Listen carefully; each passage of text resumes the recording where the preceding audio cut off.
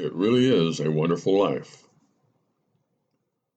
One of the things I most enjoy about the Christmas season is that I get to watch Frank Capra's It's a Wonderful Life at least 2 or 3 times on television.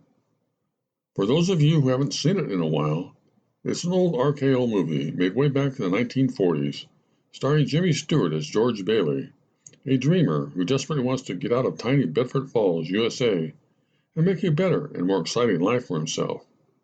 Donna Reed as his gorgeous wife, Mary, who loves small town life and wants to raise a family in that idyllic atmosphere. Thomas Mitchell, George's bumbling but sweet brother-in-law, Uncle Billy, and Lionel Barrymore as the evil Mr. Potter, the richest and the meanest man in town. The fine supporting cast is especially endearing too, including Ernie the cab driver and Bert the policeman, the original Ernie and Bert, Mr. Gower, the ancient druggist, and of course Clarence, George's much-needed guardian angel, second class. As the movie fades in, the black and white version is by far the best. We see a young George Bailey saving the life of his even younger brother Harry, who has accidentally fallen into an icy pond while playing with his friends. And this turns out to be just the first of numerous people and moments in time which are directly affected by the life of George Bailey. As George grows older, he also keeps Mr. Gower from accidentally giving one of his customers a deadly prescription of drugs.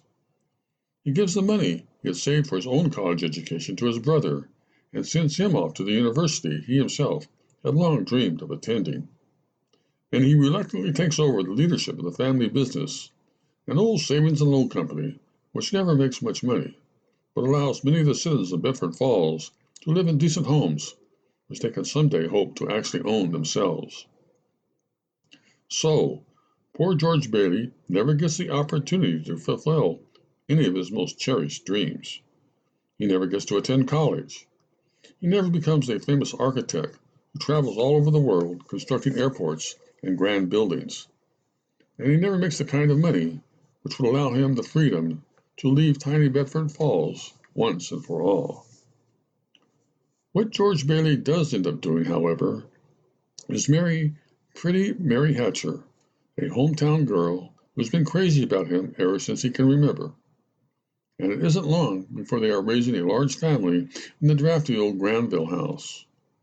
Now, how anyone in their right mind can possibly consider a lifetime with Mary, I have always had this crush on Donna Reed, as anything less than the crowning achievement of one's life is beyond me. But that is where the plot finds George as Christmas Eve, 1945, arrives. Uncle Billy has somehow lost $8,000 of his savings and loan assets, and with Mr. Potter's diabolical help, it looks like George is going to end up broke and in jail, his life and reputation shot. And in a moment of tearful regret that his life has been so meaningless, he wishes out loud that he had never been born. Clarence, George's guardian angel, who is desperately in need of acquiring his wings, grants George his wish, and we begin to see what a world without George Bailey would have really been like.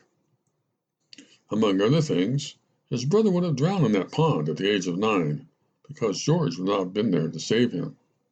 Mr. Gower, the druggist, would have accidentally killed one of his best customers. Most of the nice citizens of Bedford Falls would have been forced to live in the slums of Pottersville instead of beautiful Bailey Park. And although I personally find this one tough to swallow, Mary, Donna Reed, would have ended up an old maid working in the little town library. But as can only happen in a Frank Capra movie, George comes to his senses, and the movie ends with him happy and very appreciative to be back among the living in general and his family in particular. Plus, evil Mr. Potter is thwarted in his greedy efforts to control the Bailey savings and loan, and everyone in town ends up over at George's house, showering him with money and singing Old Lang Syne.